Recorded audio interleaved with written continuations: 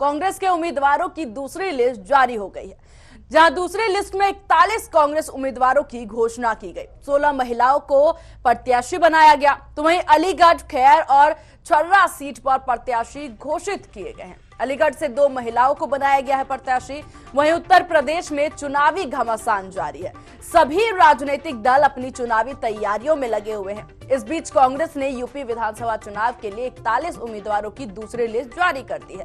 कांग्रेस के इस लिस्ट में 16 महिलाओं को प्रत्याशी चुनावी बनाया गया है। वहीं दूसरी सूची में कांग्रेस की तरफ से अलीगढ़ जिले की इगलास और खैर और छर्रा सीट पर प्रत्याशी घोषित किए गए हैं। छर्रा से अखिलेश शर्मा, खैर से मोनिका सूर्यवंशी, इगलास से प्रीति धनगर को प्रत्याशी बनाया गया है। इस तरह अलीगढ़ जिले से 2 महिलाओं को प्रत्याशी के रूप में उतारा गया, जहां सहारनपुर नगर से सुखविंदर कौर और कैराना से हाजी अखलाक को टिकट मिला। वहीं थाना भवन से सत्यश्याम सैनी, तो शामली से आयूब जंग पर जताया है विश्वास। चरथावल से यास्मीन राणा, पुरकाजी से दीपक कुमार को भी जगह दी गई है। वहीं मुजफ्फरनगर से सुबोध शर्मा, खतौली से गौरव भाटी, मीरापुर से मौलाना जमील खान, तो ठाकुर द्वार से सलमा आगा अंसारी, चंदौली से मिथिलेश, तो मेरठ कैंट से अवनीश कजाला, मेरठ से रंजन शर्मा और मेरठ दक्षिण से नफीस सैफी और मोदी नगर से नीरज कुमार प्रजापति, वहीं हापुड़ से भावना वाल्मीकि, तो सिकंदराबाद से सलीम अख्तर, अकबरपुर से प्रियंका जायसवाल, तो कटरा से मुन्ना सिंह, नवाबगंज से उषा गंगवार, फतेहपुर सीकरी से हेमंत चाहर, और अगर आगरा कैंट की बात की जाए तो वहां से सिकंदर वाल्मीकि और छाता से पूनम देवी पर भरोसा जताया है कांग्रेस ने। 41 प्रत्याशियों की ये लिस्ट जारी की है कांग्रेस ने, दूसरी लिस्ट, और ये कितना साकार होगा ये लिस्ट, ये देखने वाली बात होगी। वहीं दूसरी अगर यूपी चुनाव को लेकर के बीजेपी जिस हिसाब से एक्टिव मोड पर नजर आ रही है, उसको लेकर के एक तरफ ताबड़तोड़ बैठक कर रही है, तो दूसरी तरफ गठबंधन और प्रत्याशियों की लिस्ट को लेकर के पूरी तरह से तैयार दिख रही है। यूपी में चुनावी प्रचार को बल देने के लिए बीजेपी ने स्टार प्रचारकों की लंबी फेहरिस्त बनाई है, जिसमें उन्होंने लखीमपुर खीरी कांड को लेकर के केंद्रीय गृह राज्य मंत्री अजय मिश्र टेनी का नाम हटा दिया है। इस लिस्ट में PM Narendra Modi, BJP chief JP Nadda, रक्षा मंत्री राजनाथ सिंह, गृह मंत्री अमित शाह, केंद्रीय मंत्री नितिन गडकरी समेत कई दिग्गज नेताओं के नाम शामिल हैं। जहां बीजेपी के स्टार प्रचारकों की यह सूची यूपी चुनाव के मद्देनजर पहले चरण में प्रचार के लिए तैयार की गई है। इसमें से बीजेपी यूपी चीफ स्वतंत्र देव सिंह, यूपी प्रभारी धर्मेंद्र प्रधान, सीएम योगी आदित्यनाथ, पूर्व केंद्रीय मंत्री राधा मोहन सिंह नाम समेत 30 लोग भी शामिल हैं। जहां स्टार प्रचारकों के साथ ही बीजेपी ने गठबंधन और बाकी चरणों में होने वाले चुनाव के प्रत्याशियों की लिस्ट भी जारी की, जिसमें उन्होंने कई दावेदारों को खड़ा किया है। कई नए हैं तो कई प्रत्याशियों पर विश्वास जता करके एक बार फिर से चुनावी दांव खेला है। वहीं अपना दल और निषाद पार्टी को दी जाने वाली सीटों पर भी सहमति बना ली है। तो अब जिस तरह से बीजेपी कांग्रेस दोनों रन में उतर चुकी है और अग्रसर नजर आ रही है, ऐसे में देखने वाली बात यह होगी कि इस चुनावी दौर में किसकी जीत किसकी हार। लेकिन उस सबसे पहले जो चुनावी प्रक्रिया होता है उसमें काफी ज्यादा ताबड़तोड़ मेहनत करते तमाम दल नजर आ रहे हैं, फिर चाहे वो बीजेपी हो, कांग्रेस हो, सपा हो या फिर अन्य दल, हर कोई यहाँ पर ताबड़तोड़ मेहनत करता नजर आ रहा है। और इसी बीच इसी विषय पर चर्चा के लिए हमारे साथ बीजेपी से राहुल आनंद जी जुड़ गए हैं और कांग्रेस नेता संदीप त्रिपाठी हमारे साथ जुड़ गए। आप दोनों का बहुत स्वागत है टीवी 100 पर। राहुल आनंद जी, पहले आप ही के पास आना चाहूंगी, आप कब तक लिस्ट जारी करने वाले हैं, कितना इंतजार और कराएंगे सबको? देखिए, जो गठबंधन धर्म का जो पालन होता है उस पालन को पूरे करने में और जो बातें होती हैं, सीटों को लेकर जो चर्चाएं होती हैं, आपसी सहमति बन गई है। उसके बाद जल्दी हम लिस्ट को हम जारी करेंगे। और दूसरी बात, जो हमारे प्रत्याशी जो आएंगे वो ऐसे प्रत्याशी घोषित की जाएंगे जो जीतने वाले कैंडिडेट हैं, जिनके ऊपर संगठन भरोसा जता रहा है। ये सारी चीजों की एक बार रूपरेखा तैयार की जा चुकी है और जल्दी ही मुझे लगता है शाम तक ये लिस्ट जारी कर दी जाएगी। और इसी बीच संदीप त्रिपाठी जी, आपने 41 लोगों पर जो भरोसा किया है, 41 प्रत्याशियों की लिस्ट जाहिर की है, किस किस तरह से आपने लिस्ट जाहिर किया, क्या वो नए उम्मीदवारों को भी आपने जगह दी है, कितना विश्वास आप जता रहे, साकार होगा ये विश्वास?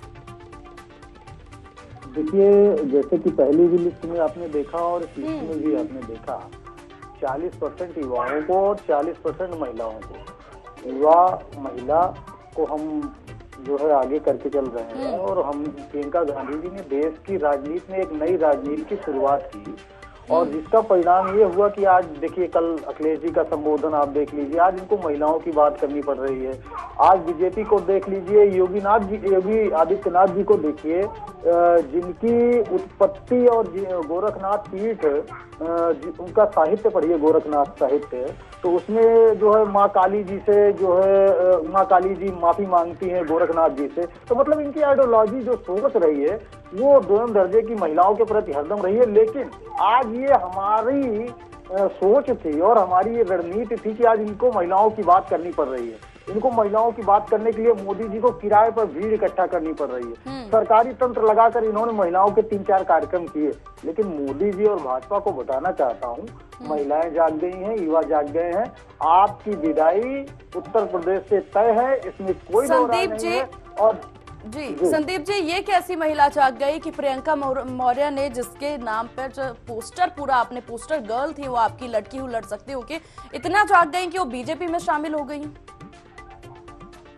जी देखिए, बहुत अच्छी बात आपने कही। आप ये बात समझिए कि जैसे भी आप प्रियंका मौर्य जी की बात कही, तो भाजपा के पास, मैं एक बात अक्सर डिबेट में कहता हूँ कि भाजपा के पास न नेता है, न आइडियोलॉजी है, न इनकी खुद की सोच है। अभी देखिए, एक उदाहरण देखिए, टेलीप्रॉम्प्टर बंद हो गया, मोदी जी 2 शब्द नहीं बोल पाए, इसलिए कि शब्द दूसरे के होते हैं, भाषण दूसरे के होते हैं।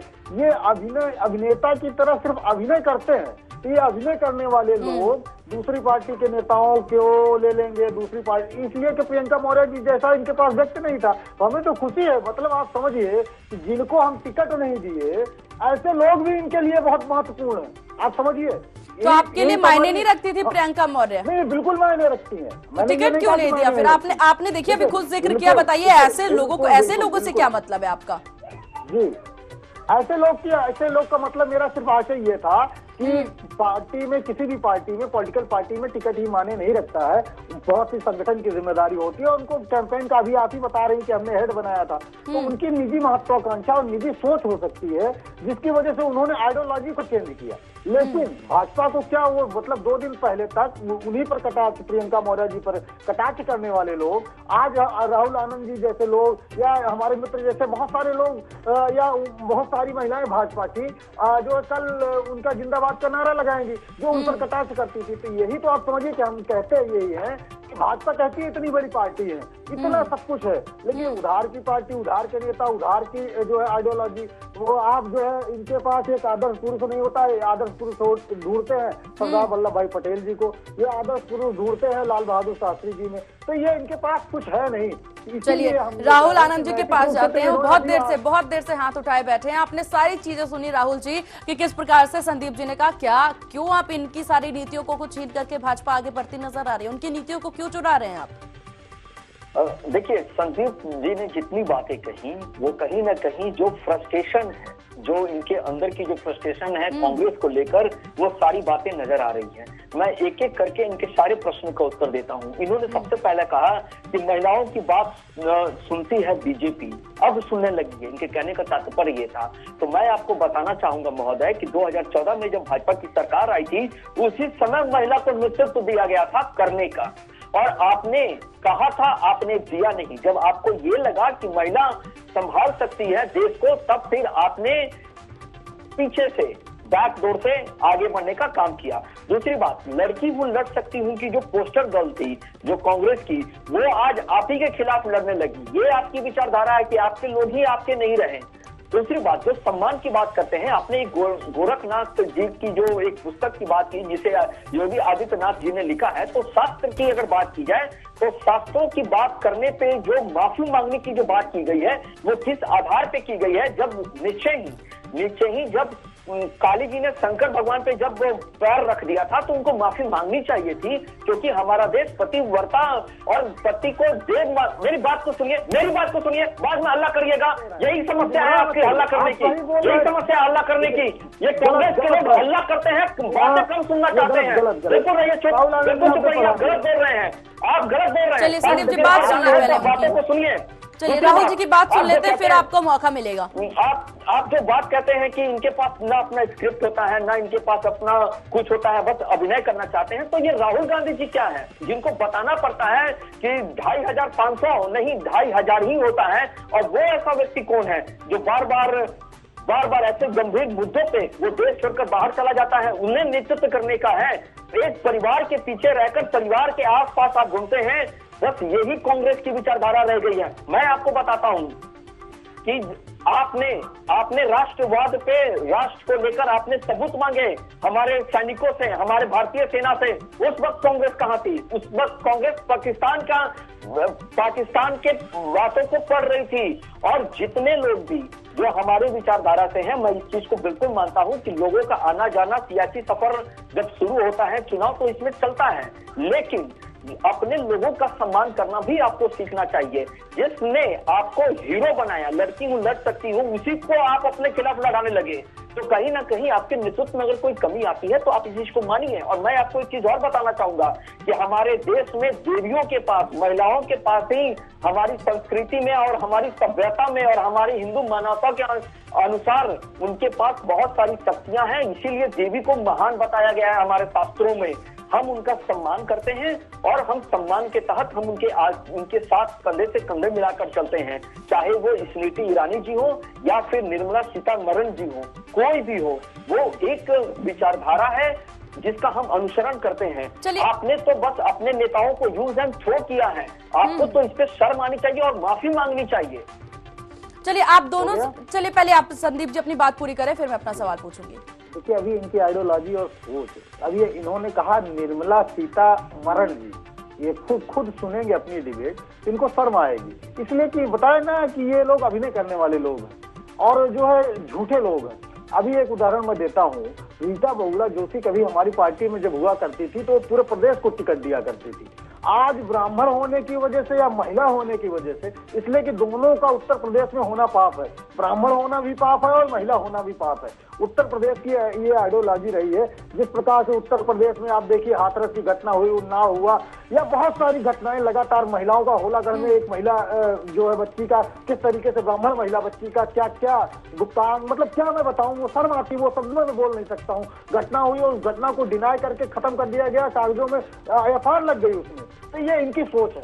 और अभी आप बात कर रहे थे महिलाओं की, आरएसएस जहां से आप लोग पैदा होते हैं, बताइए कौन सी महिला वहां पर आज तक रही है, कौन जिन्होंने प्रतिनिधित्व किया है? आप हमारी बात करेंगे, हमने पंचायती राज व्यवस्था में 33% आरक्षण। चलिए संदीप जी और राहुल जी, देखिए नहीं, मेरी बात सुनिए। आप दोनों ही महिलाओं को लेकर के इतने जागरूक नजर आ रहे हैं, आप दोनों ने महिलाओं की बात की। संदीप जी आपने खास करके महिलाओं की बहुत ज्यादा यहाँ पर बताया कि कितना कर्मठ होना और कितना ज्यादा महिलाओं की सहभागिता होना जरूरी है।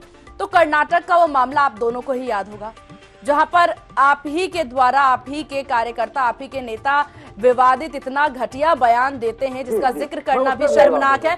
और उसपे बीजेपी से ही बहुत से गणमान्य वहां मौजूद थे जो कि हंस रहे थे। आप दोनों ही यहाँ खड़े होकर यहाँ बैठ करके डिबेट में चर्चा कर रहे हैं महिलाओं के सम्मान की, महिलाओं की आत्मरक्षा की, और आप दोनों ही के कार्यकर्ता इस प्रकार के काम करते हैं। बिल्कुल मैं जवाब दे देता हूँ। देखिए राहुल आनंद जी हमारे साथ जब वो मुद्दा तात्कालिक था और डिबेट में थे, तब भी मैंने इनसे कहा था इस बात को कि कर्नाटक के जो विधायक जी हैं उन्होंने विधानसभा में एक अभद्र टिप्पणी की है। और कांग्रेस के रणदीप सुरजेवाला का बयान देख लीजिए, प्रियंका गांधी जी का उस पर बयान आप देख लीजिए, सभी ने उसकी निंदा की। और ये हमने ये कहा कि वो विधानसभा में बयान दिया गया है, इसलिए पुलिस में भी FIR नहीं हो सकती है, उस पर कार्रवाई सिर्फ कोई कर सकता है तो विधानसभा अध्यक्ष कर सकते हैं। और विधानसभा अध्यक्ष उस घटना में सहभागी इस रूप में रहे हैं कि जब द्रौपदी का चीरहरण होता, सुन लीजिए, द्रौपदी का चीरहरण हो रहा था तो जिस प्रकार सभा में भीष्म पितामह से लेकर सारे लोग अट्टहास कर रहे थे, उसी प्रकार वो भी हंस रहे थे। तो हमने ये कहा था कि आप विधानसभा अध्यक्ष बदलिए और दूसरा विधानसभा अध्यक्ष और विधायक जी के ऊपर जो भी कार्रवाई करेगा, चलिए आपके साथ में खड़े हैं। तो ठीक है, हमारी आइडियोलॉजी पर बिल्कुल सवाल नहीं उठा सकते। कमी है। हमने बताया कि 35% महिलाओं का आरक्षण का बिल सदन में आज पड़ा हुआ है। चलिए एक बार राहुल जी का इस एक्शन का रिएक्शन ले लेते हैं, फिर हमारे पास वक्त की थोड़ी कमी है। राहुल जी अपनी बात जल्दी पूरी करें। देखिए, बड़े भाई ने एक बात कही कि महिलाओं को इन्होंने नेतृत्व का मौका नहीं दिया है आरएसएस में। तो मैं आपको बता देता हूं कि आप ही के राहुल गांधी जी ने तंज कसा था। और मैं आपको ये बीबीसी का, देखिएगा, ये बीबीसी का न्यूज है, इसमें महिला आरएसएस का अनुसरण कर रही है। और जो राष्ट्रीय सेविका समिति है आरएसएस का, उसका संचालिका शांता कक्का जी कर रही हैं। ये मैं आपको भेज भी दूंगा, आप देखिएगा। इसलिए आरोप लगाने से पहले अपने आप को अपडेट कर लीजिए कि कौन क्या करता है। और इनकी बहुत बड़ी भूमिका है देश और राष्ट्र के निर्माण में। मैं सम्मान करता हूं, कहीं कुछ गलतियां होती है तो वो एक्सेप्ट भी करनी चाहिए।